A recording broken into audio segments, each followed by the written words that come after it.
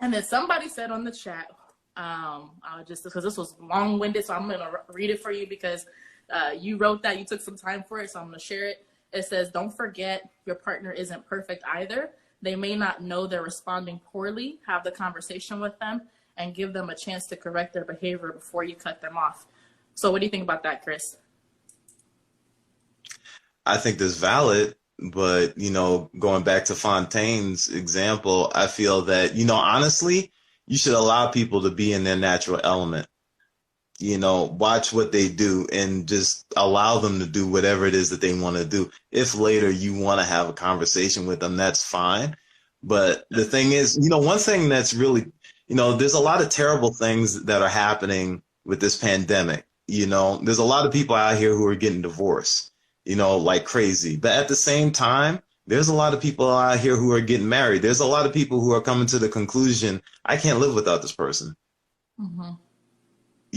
And I'm not going to be on this planet one more day without us being together because this person means that much to me, and to me, like through all the chaos, through all the uncertainty, through all the terrible things that are happening, that's a pretty amazing way to come together because, they're making a stand and saying like, this is my other half. This is the person that, means the world to me. And a lot of relationships that were built on everything else other than the core things that they needed to be built on, those are the things that are being knocked down left and right all around us.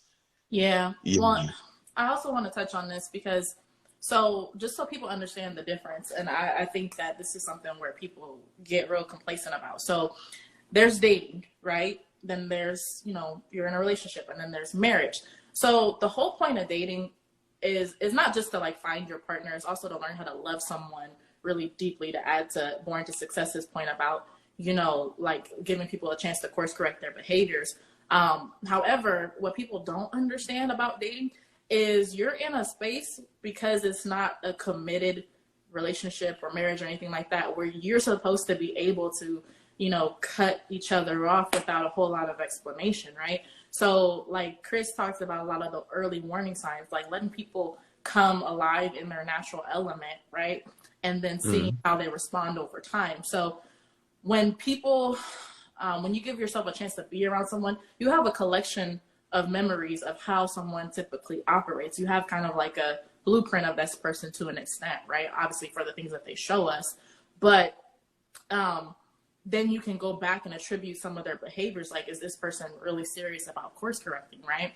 So I think that people do need to understand that dating is a time where you can like say, hey, it ain't working out. Like, it's not popping. Like, sorry, we did try without any explanation at all, But once you've gotten to more of a commitment about like a relationship or a marriage, that deserves further discussion, because truth be told, what people don't realize, or why sometimes people get divorces over very shallow types of experiences, or a lot of little things that add up to something that turns into divorce over time. So in those instances, yeah, but in dating, you should be able to just take your foot off the gas and like brake and say, hey, we're done. You can get out the car, it's time to go, right? Like that kind of deal. Chris, you want to talk about that, the dating versus like the commitment, I think that, you hit a lot of good topics or nails on the head there. I mean, as far as dating, because I think that ultimately, when you're dating, it's like you're having these conversations with somebody who you're interested in, you're going on dates, and you're just kind of feeling out if this is somebody who, I want to spend more of my time with, if this is somebody I can confide in, and honestly, it's like a friendship with a slightly higher expectation. Like, I'm telling this person like, hey, me and this person are going to be cool. But then, I also want to let them know that there's potential for it to go further. And I'm just kind of putting myself out there like that. But if it doesn't go anywhere, that's fine as well, because, or at least the way that I do things is just that, it needs to start, the core foundation of it needs to be in friendship from jump.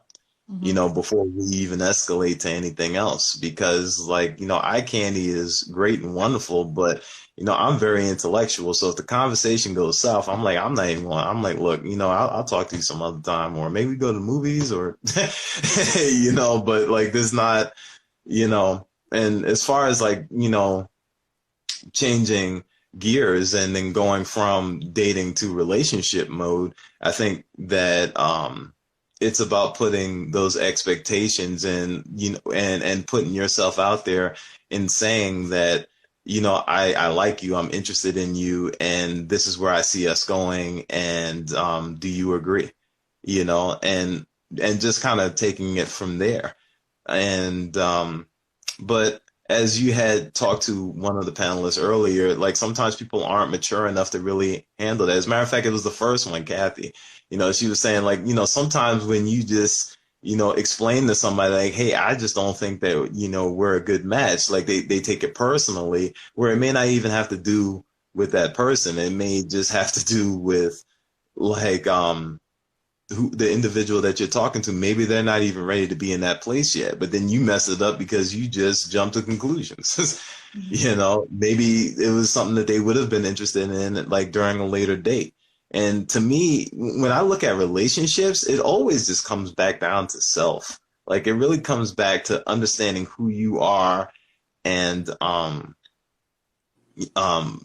in order for you to be happy with whoever it is that you decide to spend your time and be with. I mean, I remember being in a relationship where I asked, an ex, I'm like, what makes you happy? Or, what is one of the biggest things that make you happy? And she said, you do. And I was like, wrong answer. I was like, that's not cool, because I'm just like, look, it may sound sweet, but I'm like, the problem with that is that, if I'm sitting here and I'm doing everything that I can to make you happy, what happens when I'm not happy? Now we got a domino effect. It's a cycle, because if I'm not happy and you derive your happiness from me and not other things to complete yourself, then we're going to be miserable, because you're looking for something from me that I can't give you, and it's just going to continue on the downward spiral. Like you have to be independent and also in a relationship.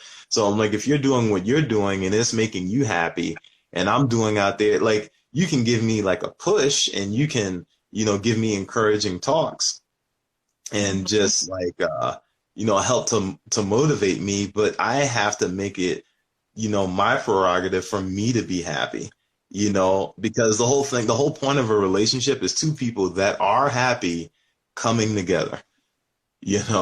If one person is miserable and the other person, regardless of whether it's the man catering to the woman or vice versa, if those two people are not happy, it's not going to work.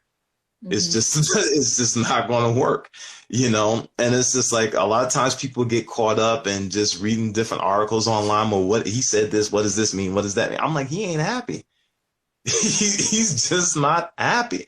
If he go out there and lose his job, but then he come home and his woman take care of him and cook for him and be there for him, sit on the couch with him, rub his head, wrap her arms around him and stuff like that. Even if he's in his darkest time, he gonna go back there. He's like, yo, I'm gonna make this money. I'm gonna go out there and do what I need to do.